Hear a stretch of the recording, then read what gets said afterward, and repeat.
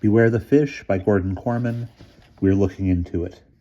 In her 5 years at weekend switchboard operation at the television station CHUT, Mary Webster had never had such a busy time as on that Sunday evening. Everybody wants to know what happened at the end of the matinee movie, she told her boss, Mr. Tupper. They're all telling me of something about a fish. A fish? What are they saying? Mary excused herself to answer another call. CHUT? Good evening. Oh, yes, madam. John, Mary, Louise, and the murderer turned out to be Pierre. Yes, madam, I know. A fish. We're looking into it. Thank you for calling CHUT. Mary looked up. You see, there's another one. Mr. Tupper frowned. A fish. What about a fish? They say it appeared, sir, said Mary, just at the climax of the movie. The screen showed a big fish. Then there was the most diabolical laughter, and someone said, "Attention, world, we bring you the fish." Then more laughter. Then that attention world business really scared some of our viewers. Sounds like a broadcast from outer space, laughed Mr. Tupper. The invasion of the fish people. Go ahead and laugh, she grinned, but I have to answer the phone. What shall I tell people? Make something up about atmospheric conditions and tell them we're looking into it, said Mr. Tupper. That's what we're going to do. Elmer Grimsdale's alarm went off with an ear-splitting jangle at 6 o'clock Monday morning, waking up the 3 boys in 201 and probably half the dormitory as well. Elmer threw off the covers and bounded energetically out of bed. He inhaled and exhaled deeply, unable to do his customary deep knee bends because of the lack of space. The beginning of another day, he announced brightly. Time to tend to all my little friends. A slipper whizzed by his ear. Your little friends will be fine. It's your big friends you've got to worry about, growled Bruno from the depths of his pillow. Boots sneezed 5 times, signifying that he was awake for the day. Slowly, he began to crawl out of bed. Would you like to feed my goldfish? Elmer offered generously. No thanks, said Boots. Maybe some other time. Perhaps you'd like to sprinkle a little sugar from my ant colony? All right, sighed Boots. He took the sugar dispenser over to the terrarium, removed the cover, and switched on the lamp. He sprinkled a little sugar on top of the sand. Instantly, a dozen ants broke to the surface. He sprinkled a little more, and more ants emerged. Boots watched, transfixed. Hey, Bruno, he exclaimed, without taking his eyes from the terrarium. You should see this, a miniature riot. No, I shouldn't, mumbled Bruno, half asleep. Here, you guys, said Boots to the ants. I'll give you some more. No, said Elmer quickly. That's enough for today. Yeah, Bruno agreed. Too much sugar will rot their little teeth. You know, said Boots, that's really neat. I'm going to get me one of those. Spare me, moaned Bruno. While Boots showered and dressed, Elmer began the long, careful process of watering his plants. Then he too got dressed. Bruno never stirred. Finally, at about 7:15, Boots and Elmer left for the dining hall. Just as the door clicked behind them, Bruno hopped out of bed and went straight to Elmer's video machine. He switched it on and watched with delight as the salmon materialized on the screen. The fish has arisen, he announced in the deepest voice he could muster. The fish is everywhere. Beware the fish. He laughed with glee and switched off.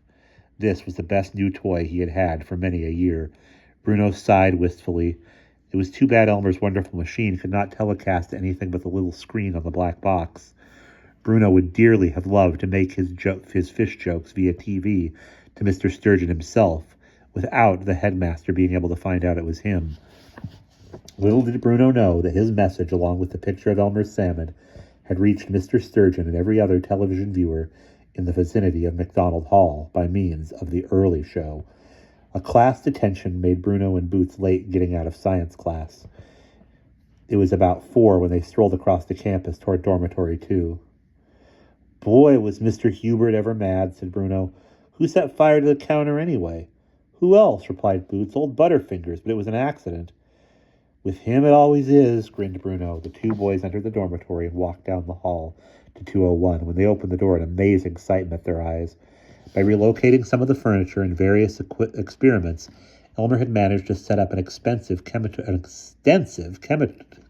laboratory. There was a long table. On it sat a hot plate, 2 alcohol burners, 2 Pyrex flasks, 3 dozen test tubes of varying sizes, 1 high-powered microscope with a stack of slides, and countless little bottles containing chemicals.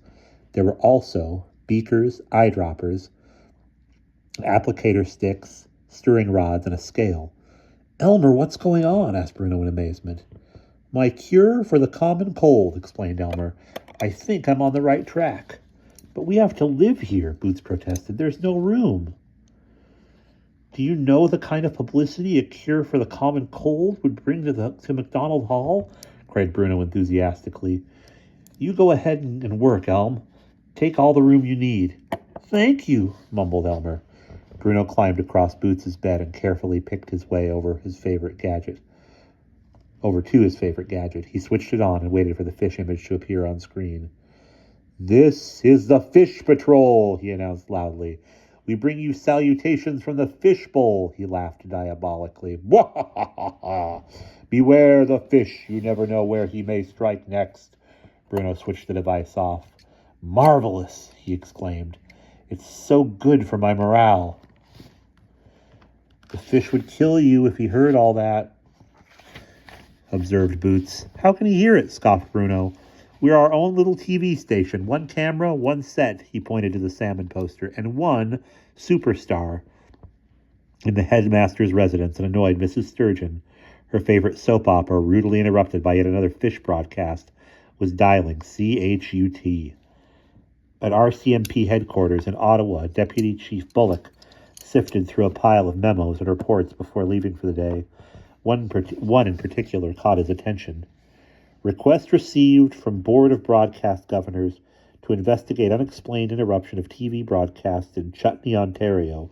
Station CHUT. Picture of fish accompanied by veiled threats and unrelated commentary, blocking regular broadcasts at irregular intervals. Special Division suspects possible development of terrorist activity. Local residents becoming alarmed." "A picture of a fish?" Deputy Chief Bullock muttered in disbelief.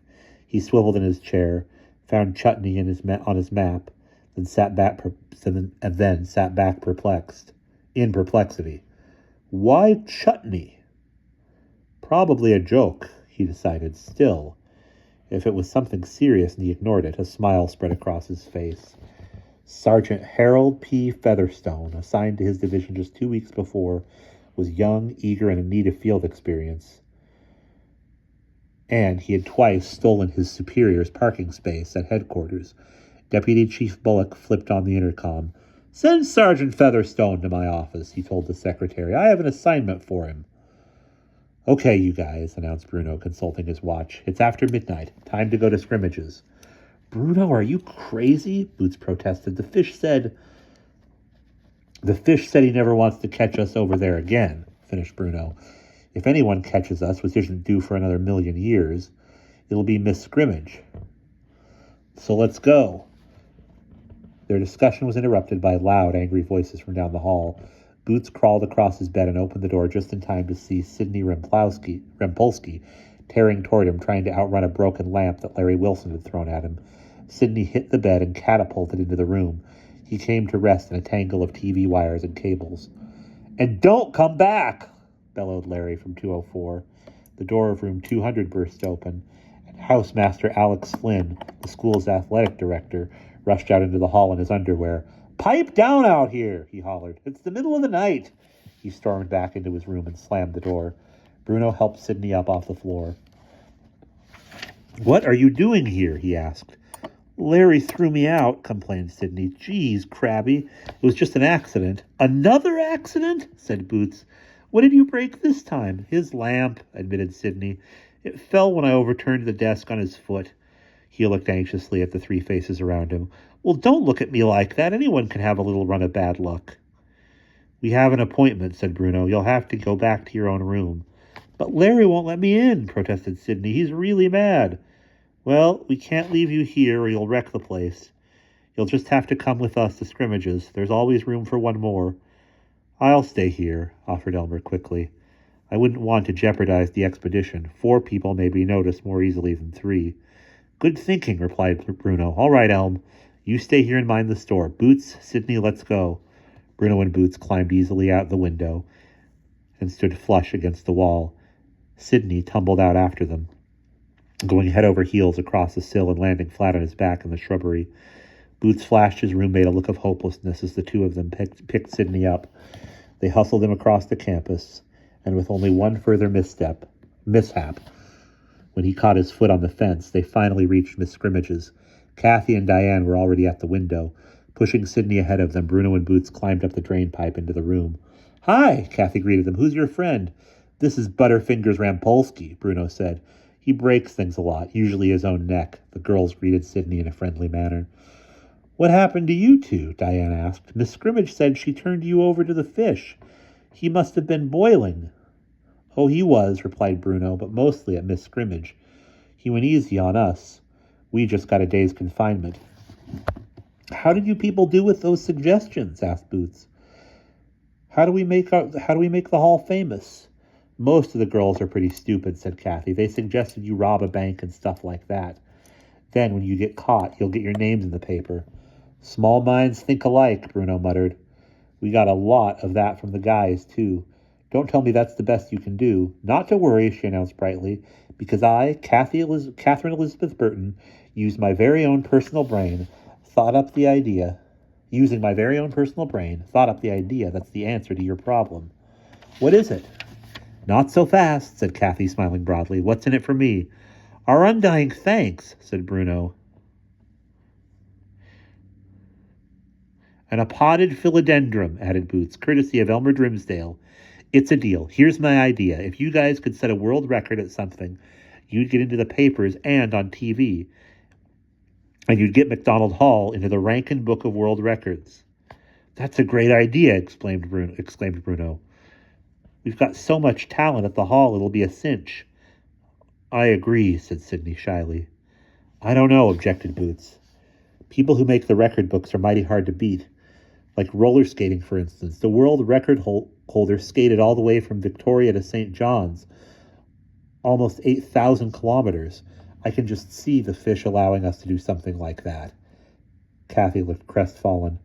"Do I still get my philodendron?" "You sure do," said Bruno enthusiastically. "We'll find something we can set a record at. Thanks a million." He turned to the others. "All right, men, let's go." "Wait a minute," Diane interrupted. "Don't you want me to get you some food?" "We don't need any more, thanks," Bruno declined. "We've got our snack back. I think the fish was shamed when he caught us with a food parcel from here. Anyway, thanks a lot for the idea. We'll be back with your philodendron." Bruno and Boots swung themselves over the sill and began to climb down the pipe. Sydney followed them. He's not so clumsy," Kathy commented to Diane. Suddenly, they heard an all too familiar voice. "Halt!" The two girls ran to the window and leaned out. Bruno and Boots stood below, illuminated in the beam of Miss Scrimmage's flashlight. Sydney, still undetected, was only part way down. "What do we do?" whispered Diane. "I know. I'll create a diversion." Kathy was always her best in an emergency. She inhaled, reared back, and burst into loud, sustained shrieking. Suddenly, Sydney lost his grip on the drain pipe and fell a full 7 feet, landing on Miss Scrimmage. Her shotgun and flashlight flew into the air. Sydney scrambled to his feet and ran, leaving Miss Scrimmage in a heap, screaming, "Assault! Assault!" Bruno and Boots tore off after them, the headmistress's shouts and Kathy's screams ringing in their ears. The three boys did not stop running until they were safe in the bushes under the window of room 201. Elmer helped the three gasping boys into the room. "What in the world happened?" he asked. Bruno was the first to find his voice. "I don't believe it," he said, outraged. "She did it again. She caught me. Me! Who does she think she is?" "She thinks she's dead," gasped Boots, "or attacked anyway." "Bruno, she thinks we attacked her." Bruno ignored him. "That was some quick thinking, Sydney. You really saved our skins. What loyalty, what self-sacrifice." "Yeah," said Sydney uncertainly. He rubbed his tailbone, "but I think I hurt myself." "Are you going to be punished?" said Elmer, horrified. "No," said Bruno. "Yes," said Boots. "Either way," said Bruno, "we've got a lot of work ahead of us. A world record, remember?" "We might have one already," snapped Boots. "Most times caught by a crazy lady with a shotgun. Will that do?" "Don't rub it in," moaned Boots. "I've suffered enough. Sydney, Larry must be asleep by now. Go home so we can all get to bed. But first," he walked over to Elmer's video machine.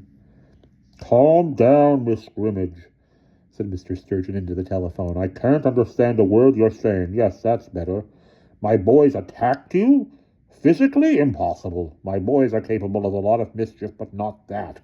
Miss Scrimmage, I'm very sorry you were assaulted, but no one from MacDonald Hall would do such a thing. No one." "Yes, well, since you put it that way, I suppose I am in a way calling you a liar. I do beg your pardon. Good night." He went to the living room and sat down. "Mildred, you simply won't believe what that ridiculous woman has accused us of this time." "What is it, William?" she prompted. "She says that a whole gang of our boys were over there terrorizing her tender young ladies, and when she caught them, they jumped on her and beat her up." "That's not possible," exclaimed Mrs. Sturgeon. "Not one of our boys would do such a thing. It's barbaric." "If it happened at all," said the headmaster grimly. "Personally, I think Miss Scrimmage has been acting a little peculiar lately." He glanced at the dark television. "So how was the late show, Mildred?" "Oh, I had to turn it off," she said in annoyance. "That dreadful fish was back again." And that's the end of that chapter.